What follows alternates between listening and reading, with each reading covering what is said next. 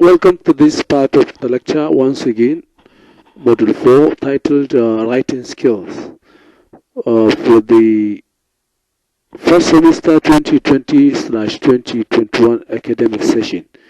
For GSP 1201/2001, use of English of the Group C, Department of Allied Health Sciences, Dentistry and Clinical Sciences.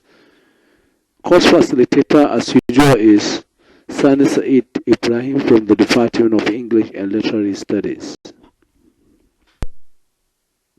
This is the continuation of Module 4, which is Lecture 2 of the module. Now we come to report writing. According to UBA 1998, page 193, a report is a document, I'm now quoting, providing an account of events, witnessed, work carried out or investigation conducted, together with conclusion and other recommendation arrived at as a result of the investigation. In other words, a report is a detailed account of event that someone has thoroughly observed, heard, or done, or investigated and presented as an official document. A report is usually written to guide organization in policy formulation and decision making. It is usually written on the basis of some stated objectives for a particular category of evidence. Report is very important as far as English writing is concerned. When there is an incident which is happening in a society, as a group or as a person identified with good writing skill, a committee may be formed, and you as a good writer may be tasked with the responsibility of heading the committee of investigation and finally report your findings. So that is why it is called a detailed account of an observed or heard or done or investigated issues or matters that happen in a society or in an organization or private organization. So that's why students are tasked with the responsibility of learning how to write a very good report, because we will not know where he or she finds he or himself. Qualities of a good report. Before a report is considered a good one, it should have the following. Number one, a good report must be clear, accurate, and unambiguous, without including things that will create chaos or ambiguity to the readers or to the person that asks you to write the report. So you should write a very clear, coherent, and accurate, unambiguous report. A good report must be well structured and highly organized. It should have sections and subsections, detailing, containing every bit of the findings. A good report must be informative. It should inform. It should tell.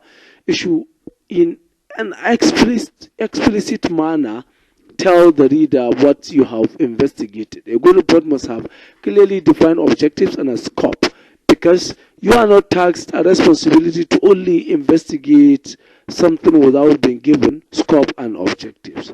So that's why a good report must have a scope, an area to cover, a period of time to cover, and the objectives and the essence of writing the report should be included.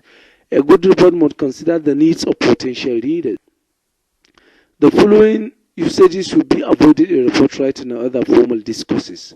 Contraction, as we say in formal letter, we then use such as isn't, can't in formal reports. Cliches. These are overused phrases which lose their meaning and effect. For example, in a nutshell, it is against this background that at the end of the day, the fact of the matter at this point in time, in the final analysis, all these are not to be used frequently in a report. Idioms. For example, put all your eggs in one basket, a pen in the butt, bury the hatchet, call a spade, flog a dead horse, icing on the cake. All these can be used for achaism. These are words or phrases considered old-fashioned or obsolete. For example, thee, thy, thou. All these old English or Middle English terms could not be used in report writing. Slang is an expression which is considered very informal and therefore not used in formal writing. For example, affluential, frenemy, unreal, dis, blamey, cheers, chopped, gobsmacked, get it, huggo, wonky. All these are slangs that can be used. Uncommon abbreviations and acronyms such as government, govt for government, school for sc. All these, UNICEF, BUK, all these are not important or can be used in formal types of reports. Reports are classified into formal and informal. There are ideas to be considered before classifying a report. They can therefore be regarded as routine report, eyewitness report, investigative report, progress report, and research project reports. Even the project students are asked to write, it's a kind of report. Why is it a report? At the beginning of the session of your final year or of your research year, you'll be asked to give a title after your readings, rigorous readings. You identify a gap, you come up with the title. Then, based on your readings and your identification of the gap and your analysis, you give a report. So the writing of the project is a report in a way. People do not know. It's not something you read and write at the same time. No, it's after your reading, then you report your findings based on your reading and analysis. Informal report. An informal report is a report that does not follow the rules and guidelines directed by an organization. It can be written to send information to only one person or for a formal number of individuals. Such reports are shared among co-workers within an organization or firm. Formal reports. This is other known as official report when an organization or a government parastatal assign an intellectual or a technocrat to carry out an investigation and finally submits his or her reports. This includes even academic report we do as a project or police report after an investigation or evaluation report, etc. The structure of a formal report. The structure of a formal depends upon one's departmental or organizational requirement. However, the formal explained below is largely used in writing formal. Then the title of the page, the table contents, which explain the bit and the ideas written with subtitle and titles, the executive summary, the abstract, introduction, the terms of reference, and so on. Then you have the method of investigation. You write how you investigate, then findings and conclusion. What are your findings, what you have seen, what you have recommended, and the recommendation is usually comes at the end of the findings of the report to tell us or tell the readers what you think should be done to either prevent the occurrence of what has happened or to serve as solutions or address the problems or the challenges you have discovered. Appendices or annex. In this section, the report should include all the supporting documents and information used which have not been included in the report. This may include questionnaires, transcript, graphs, etc. Bibliography. In this section, a reporter should list in alphabetical order and by author all published sources referred to in the report. Curriculum vitae, what we call CV.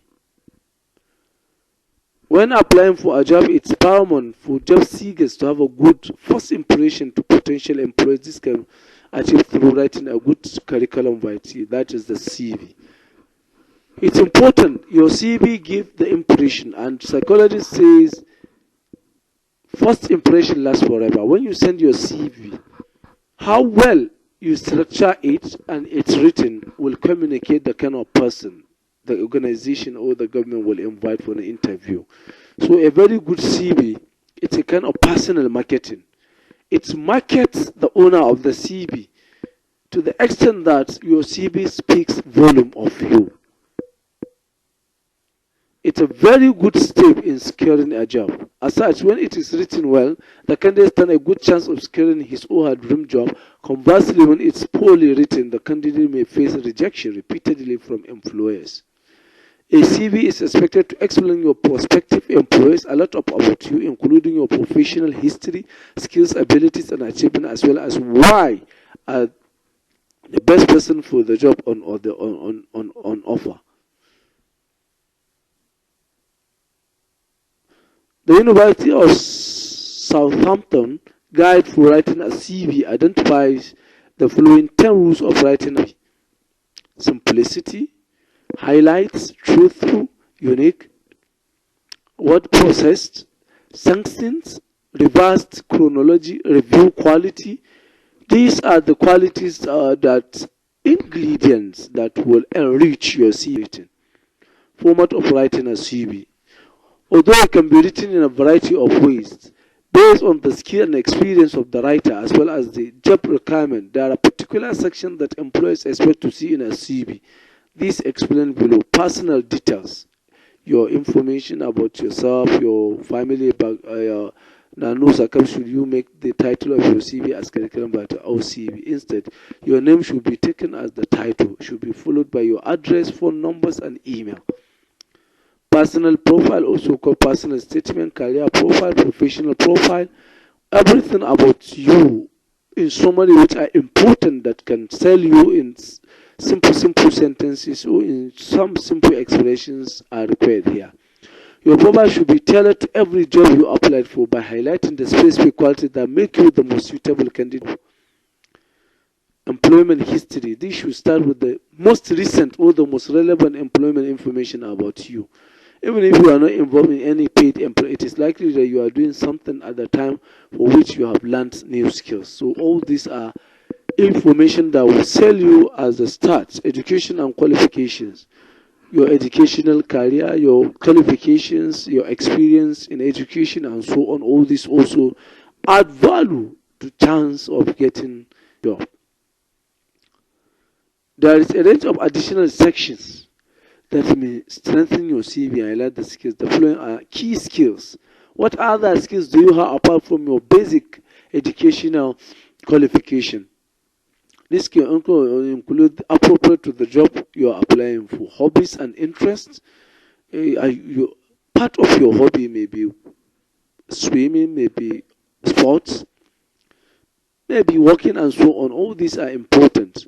But one must be careful not to include hobbies that may hinder one's chances of getting the job. One should draw only on those that are relevant to the job. Referees. In this section, try to identify reliable referees, include their names, job title, contact details, and their link to you.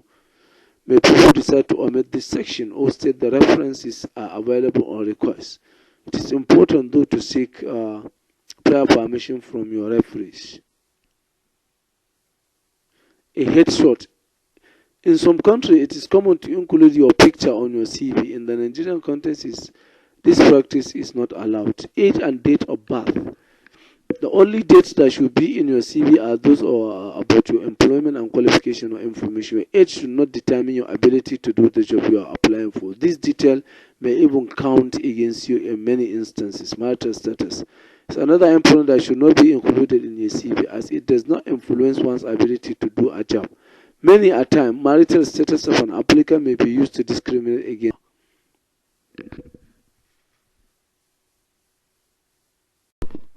Now, the next part of this lecture is stages of writing an email. An email can be viewed or received through a computer or cell phone that has an internet connection. What we mean by this is that email in these days, especially the modern correspondence or communication, is very important for both students and teachers as well as individuals. We should learn how to write a proper email. We should know the contents, we should know the subjects, we should know the recipients and the sender of the email. First and foremost, when sending an email, individual must access his or her own email address. And we know we can register our mails through Google or Yahoo. It's all over. When you Google into the Google sites, it will take you to where you can register. When you follow the steps one by one, you have an active email address. Sometimes students take the issue of email address for granted, and it's very important in these modern communications. When you send a letter or you send for job applications or some documents, you may be required to give your email. Or when you participate in an organizational program, that we give our emails through which the programmers reach to us. So the stages are as follows. After accessing the email page, one should click on the compose. To compose means to write the message button, and a panel will appear which contains 3 options. 2. The second stage is subject and is the compose the email. 2 is to write the email address of the recipient. Then subject is the brief description of the content of the message. Then lastly, compose the email. Or if you like, subject may be the title of the message you want to send, and then finally the compose. Then you make the actual content of the email here.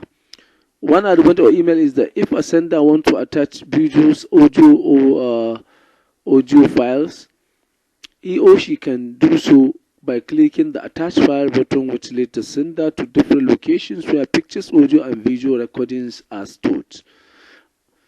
So this is the, after following all these steps, you now click on the send button. Then minutes of a meeting. It's another type of writing which is very important. Sometimes secretaries are appointed in an organization or in any board or committee. Then it is the duty of the secretary to take the minutes of a meeting. Minute here means the brief the secretary or the person appointed to act as the secretary of a meeting of a committee or organization will be taken. This among one of the primary responsibility of the secretary. Then you take the records, you put them in outlines, and you report at the end of the meeting. Characteristics of meeting of minutes. This indicate the date, time, place of the meeting, the name of the chair of the meeting, and the list of those present, that's attendance. You should record an explanation of any matter, including any motions made and actions taken, resolution. To get the next meeting date, time, and place, and the time of adjournment. The writer's signature and memorandum or memo. We call it memo sometimes, or memorandum. Another way through which information is shared within and outside is through memorandum. When an organization heads have a message to pass across the members or staff of that organization, he passes out a memorandum that circulates all offices. Sometimes you have internal and external memorandum. Internal, that is what circulates within the departments or within the board or the ministry, while externally it goes outside the ministry. This internal memorandum, this is a memorandum written and circulated to people within the same organization. In other words, internal memorandum is a brief written communication aimed at passing information from an organization to its various employees or between and among officials in the organization, as explained above. The topics may range from general notification, request for action, or invitation for a meeting. All these are contents of a memorandum, internal. Then you have the formats. The format includes the heading, then from, is it from the chair, from the secretary, from the head. Then you have the time, the dates written, then subject, the heading, then the body, the name of the writer. These examples are Munzali Travel Agency, personal internal memo, general manager, all staff date, notice of a meeting. Then if it's notice of a meeting, it includes the date, venue, and time. And then at times, sometimes agenda of the meeting are attached or written in them. External memo. This memorandum is a memo written that goes to the general public or the external organization and bodies in order to convey information. The difference between internal and external memorandum or memo is that internal is within the people of same organizations, while external goes outside the organization or the people of that organization. Like in most continuous writing tasks, external memorandum has an introduction, main body, and conclusion. It is important to note that the format of external memorandum differs from one company to another and depends on the person or organization to which the memorandum will be sent. Thus comes to the end of this lecture. I hope you enjoy it. Thank you very much.